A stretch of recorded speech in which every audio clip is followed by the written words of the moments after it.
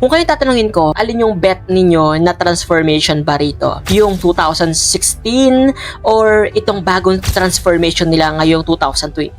Let me know guys in the comment section. Kotang-kota si Pirena dito sa pagpapakitang gilas niya from previous weeks up until sa week 11 ng Sangre. Talagang nagpakitang gilas si Pirena.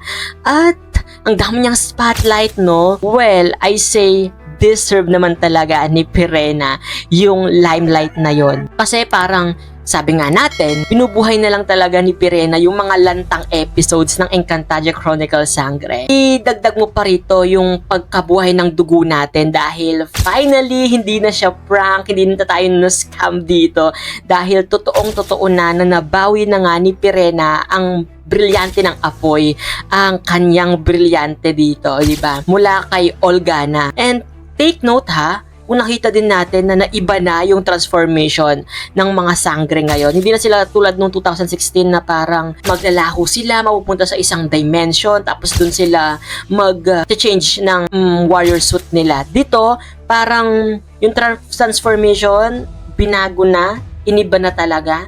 Dahil gaya nung nakita natin kay Danaya na mabilisang costume lang, change outfit, ganyan. Kay Pirena naman, ang lakas, maka-Dark Phoenix niya, no? Pinalibutan siya ng apoy, umikot-ikot, 'di ba? Habang 'di ba, umaapoy yung paligid niya, 'di ba? Ang powerful ng execution nila. Panoorin ang full reaction video sa aking YouTube channel.